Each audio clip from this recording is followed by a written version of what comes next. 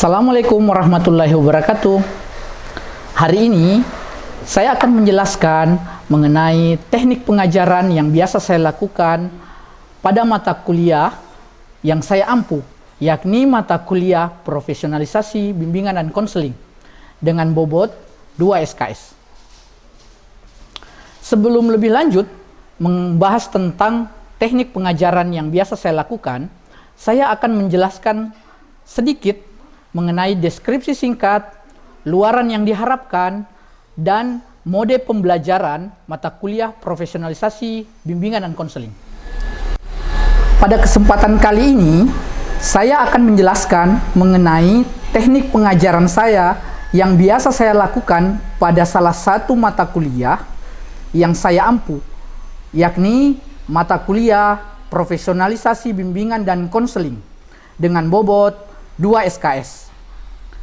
Sebelum lebih lanjut membahas mengenai teknik pengajaran yang sering saya laksanakan, saya akan menjelaskan mengenai deskripsi singkat, luaran yang diharapkan, dan metode pembelajaran pada mata kuliah profesionalisasi, bimbingan dan konseling.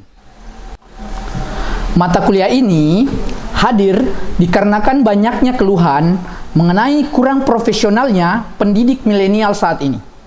Dalam konteks ini, guru bimbingan dan konseling di sekolah. Pengalaman di sekolah saat ini, guru bimbingan dan konseling seakan hanya menjadi polisi sekolah atau biasa disebut sebagai juru jagal kesalahan yang dilakukan oleh siswa. Kenyataannya, bimbingan dan konseling harusnya hadir untuk membantu siswa atau peserta didik di sekolah untuk mengembangkan potensi dan kemampuan dalam menjalani kehidupan. Nah, mata kuliah ini diharapkan dapat memberikan pemahaman kepada mahasiswa agar lebih memiliki inisiatif untuk menjalankan serta mengembangkan kesadaran, komitmen profesionalitas. Setelah mengikuti mata kuliah ini, diharapkan mahasiswa mampu yang pertama, memahami tentang sejarah profesi bimbingan dan konseling. Yang kedua, memiliki komitmen dan filosofi profesi konselor dalam konteks layanan kemanusiaan serta khususnya dalam bidang pendidikan. Yang ketiga, memahami dan memiliki kompetensi profesionalitas. Yang keempat, memiliki etika profesi bimbingan dan konseling. Yang kelima, memiliki kompetensi serta tanggung jawab untuk mengembangkan profesi yang bertanggung jawab agar profesi bimbingan dan konseling ke depannya menjadi profesi yang memiliki komitmen tinggi secara profesional. Materi tiap bahan kajian per pertemuannya diantaranya sejarah dan tren bimbingan dan konseling. Selanjutnya, perkembangan konseling di sekolah. Yang ketiga, orientasi profesionalisasi bimbingan dan konseling. Yang keempat, perkembangan teori-teori konseling. Yang kelima, need assessment dalam profesi konseling. Yang keenam, proses konseling profesional. Yang ketujuh, model-model intervensi konseling profesional. Yang kedelapan, diagnostik, prediksi, dan penggunaan tes dalam konseling. Yang kesembilan, aspek etikal dan legal dalam profesi konseling. Yang ke-10, program evaluasi dalam konseling. Yang ke-11, penelitian dalam konseling. Yang ke-12, profesi konseling di masyarakat. Dan yang terakhir, perkembangan profesi konseling di Indonesia. Pertemuan dalam mata kuliah ini dilaksanakan sebanyak 16 kali pertemuan, diantaranya 14 kali pertemuan tatap muka, baik itu tatap maya ataupun tatap luring. Dua pertemuan evaluasi diantaranya ujian tengah semester dan ujian akhir semester. Ada dua metode yang saya gunakan dalam pembelajaran, yakni yang pertama metode textbook dan case study. Metode textbook yang saya gunakan di sini, saya menggunakan dua textbook yang menjadi textbook unggulan biasanya dalam program studi bimbingan konseling. Di antaranya yang pertama ada buku terbitan Gibson and Michel tahun 2011 yang diterbitkan oleh Pustaka Pelajar Yogyakarta. Dan yang kedua, buku terbitan dari Index tahun 2012 karya Samuel Gleding. Metode textbook biasanya saya membagi mahasiswa menjadi kelompok kerja agar mahasiswa dapat aktif berperan untuk membahas tiap chapter dan tiap bagian pada pertemuannya. Di sini akan terlihat kesiapan mahasiswa dalam mengkaji textbook terhadap materi tiap pertemuannya. Metode yang kedua yang saya gunakan yakni case study. Case study di sini saya menekankan pada masalah-masalah yang timbul mengenai profesionalisasi bimbingan dan konseling di sekolah. Baik itu bagaimana pendidik seharusnya dan bagaimana perkembangan atau dinamika-dinamika yang terjadi di sekolah. Untuk case study ini sendiri, dia sangat erat kaitannya dengan textbook yang saya gunakan. Biasanya tiap kelompok membahas tiap materi atau masalah untuk dijadikan sebagai alat sharing atau diskusi yang lebih lanjut untuk membahas setiap masalah yang ada. Dalam proses perkuliahan, saya akan berinteraksi dengan menggunakan beberapa saluran komunikasi yang dapat membantu terselenggaranya pembelajaran. Yang pertama, di dalam kelas, saya akan mendukung mahasiswa berpartisipasi aktif untuk bertanya, menjelaskan, serta mengutarakan pendapat agar pembelajaran berjalan secara aktif dan terarah. Untuk saat ini, proses pembelajaran dalam kelas, kami memaksimalkan aplikasi Google Meeting dan Zoom Meeting untuk efektivitas pembelajaran. Yang kedua, saya menggunakan media WhatsApp Group untuk menjalin komunikasi efektif untuk memberikan informasi tentang proses perkuliahan dan mungkin ada tambahan materi yang dapat diupload di di WhatsApp Group. Yang ketiga, kami di Universitas Tadulako menggunakan LMS atau Learning Management System yang telah disediakan oleh universitas yang biasanya digunakan sebagai wadah untuk memberikan materi, menyimpan materi, menyimpan tugas, dan kami juga biasanya memberikan feedback mengenai tiap pertemuan, tiap minggunya atas proyek atau tagihan tugas dan model diskusi yang mereka bisa store tiap minggunya. Terakhir, komponen dan proporsi penilaian. Yang pertama, penilaian pertama yakni kehadiran dan partisipasi aktif di kelas. Pada bagian ini, saya memberikan nilai 20% untuk standar kelulusan. Yang kedua, tugas terstruktur. Bagian tugas terstruktur ini, saya membagi dua proporsi penilaian. Yakni yang pertama, hasil kuis yang mereka kumpulkan. Dan yang kedua, partisipasi tugas kelompok yang mereka kumpulkan tiap pertemuannya. Yang ketiga, penilaian UTS atau ujian tengah semester yang saya berikan bobot 15% dari total penilaian bobot.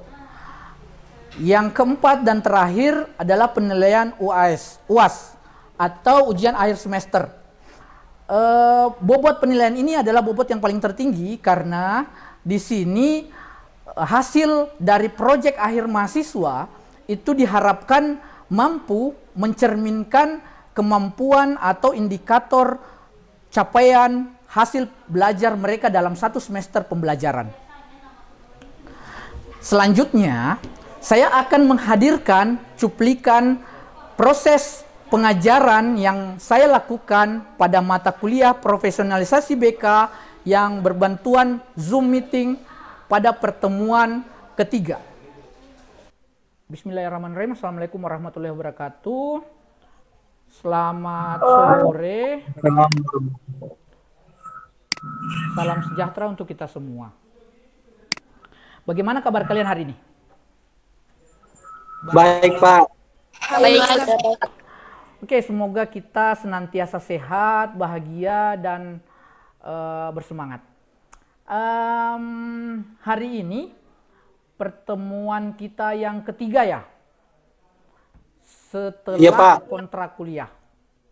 Nah, hari ini materinya itu terkait dengan konsep dasar profesi bimbingan dan konseling. Yang perlu kalian pahami, yang pertama itu konsep dasar, apa sih sebenarnya profesi itu? Terus seperti apa profesi bimbingan konseling? Yang kalian pahami ya, yang kalian pahami. Nah, sampai di sini Bapak tidak akan panjang kali lebar kali tinggi, tapi Bapak ingin mengetahui pemahaman kalian setelah Bapak kirimkan materi resume bukan materi resume sih, tapi sedikit materi di grup WA. Ada yang mau sedikit berkomentar tentang apa sih sebenarnya mata kuliah profesionalisasi BK ini? Ada?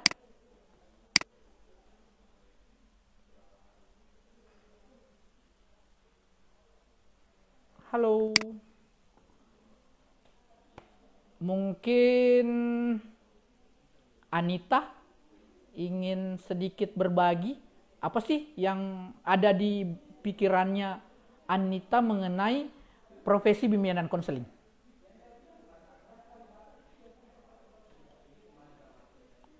Nggak usah malu-malu, Nak.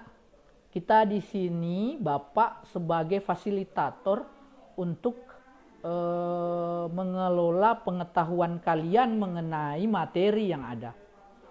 Atau ada dari anak-anakku yang bisa memberikan penjelasan?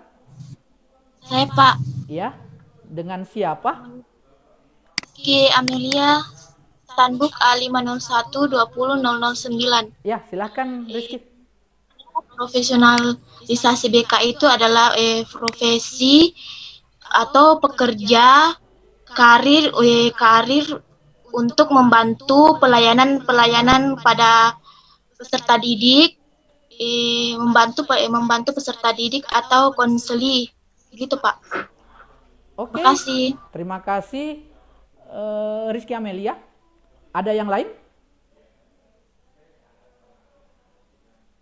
Ada yang lain ingin berargumen mengenai pengertian profesi? Saya Pak, atas nama Nur Rahman Nasru. Nur Rahman Nasru, iya silakan Nak.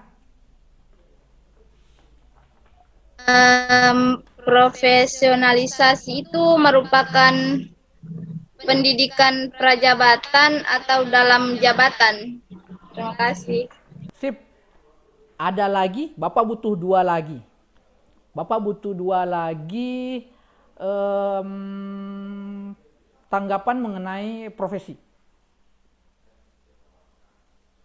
Saya, Pak. Atas nama Muhammad Syadila Dharma. Ya, silahkan. Baik. Syadilah Dharma. Syadila Dharma. Ya. Profesi itu merupakan sesuatu pekerjaan, tetapi tidak setiap pekerjaan itu merupakan suatu profesi. Seperti kebanyakan pekerjaan-pekerjaan lain itu menuntut profesi kita dalam melakukan sesuatu pekerjaan yang lebih baik lagi. Sip.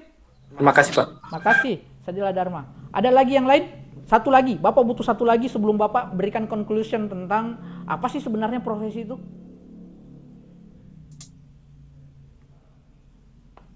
Saya, Pak. Siapa? Silahkan.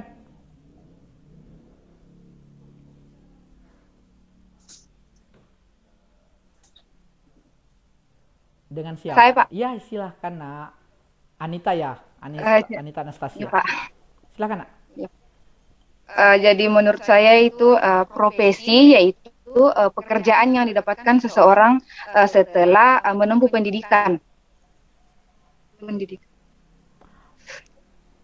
Oke, Bapak rangkum jawabannya. Nah, sebenarnya sangat banyak sebenarnya definisi mengenai profesi. Di antaranya yang Bapak tampilkan,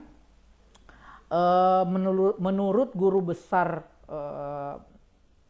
bimbingan dan konseling, ya, Prof. Prayitno, itu dan juga pendapat dari Gibson and Mitchell tahun 2011, itu profesi adalah suatu pekerjaan atau jabatan yang menuntut keahlian dari para petugasnya. Kalau dalam profesi bimbingan dan konseling itu dinamakan konselor.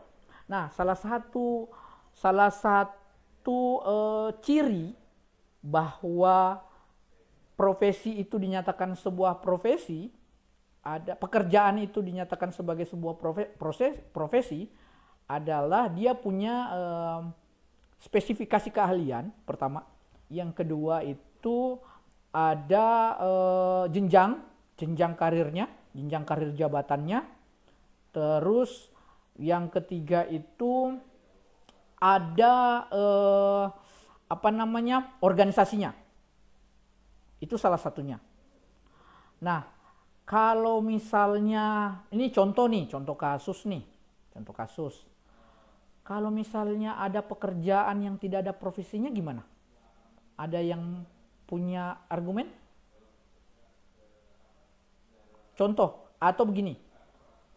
Kalian mungkin mau memberikan sebuah argumen tentang kenapa BK dikatakan sebagai bimbingan konseling, dikatakan sebagai profesi. Ada yang mau menjelaskan kenapa bimbingan dan konseling dikatakan sebagai profesi? Ya, silahkan. Saya, Pak. Ya, Syadilan. Mengapa? Karena untuk layanan bimbingan dan konseling ya, Pak. Iya, betul. Karena menurut saya pekerjaan untuk layanan bimbingan dan konseling ini menuntut keahlian bagi para pelaku pekerja. Betul. Baik dalam keahlian teoritis maupun keahlian dalam praktik. Maka dari itu layanan bimbingan dan konseling ini dapat dikatakan sebagai pekerjaan yang profesional. Mantap sekali. Dikatakan sebagai profesi. Ya. Terima kasih, Pak. Sama-sama. Syadila Dharma. Ada lagi? Bapak mau minta wakil dari wanita nih, perempuan nih. Masa kalah sama Syadila Dharma? Ada lagi? Silahkan. Tadi pertanyaannya apa?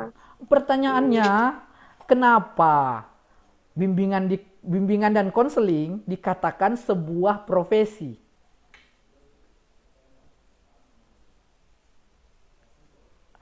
Saya, Pak. Nur Rahma kayaknya berkomentar tapi mic-nya masih mute.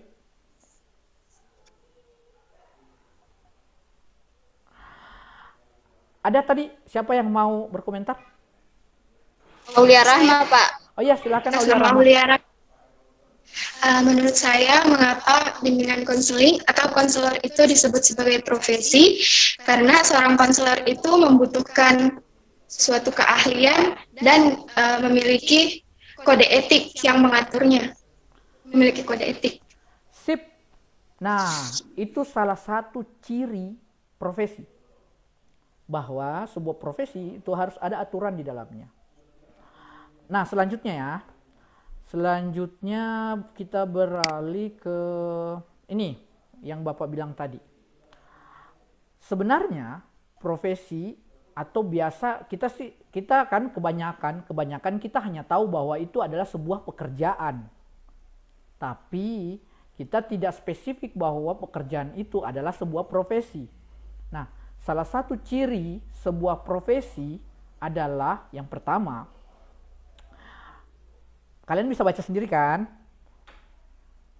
Yang pertama, profesi adalah pekerjaan yang menuntut keahlian bagi para pelaku baik keahlian teoritis maupun keahlian dalam praktik.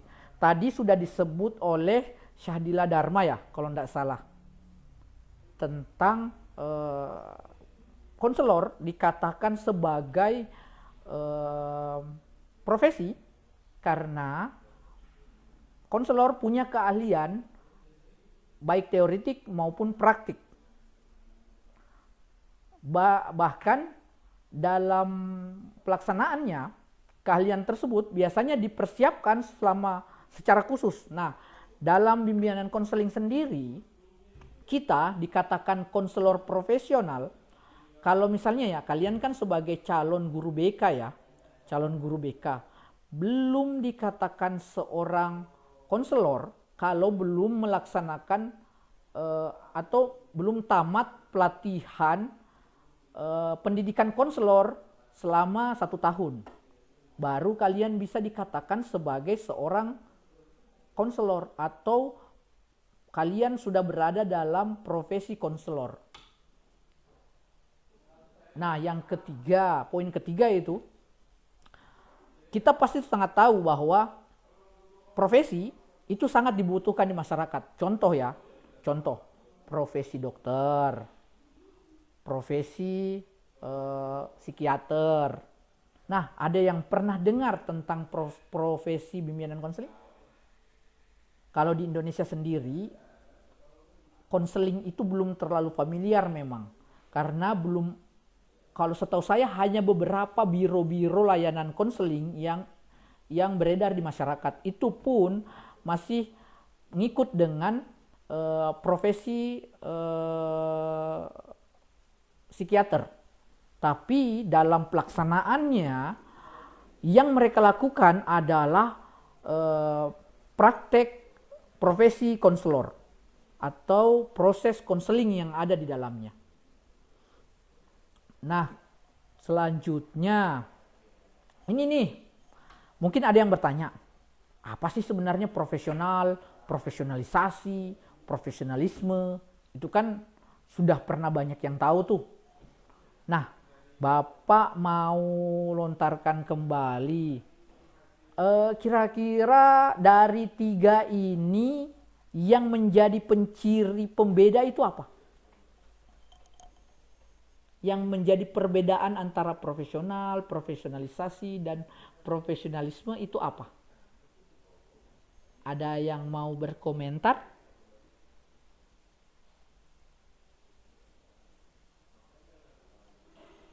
TikTok. Ayolah.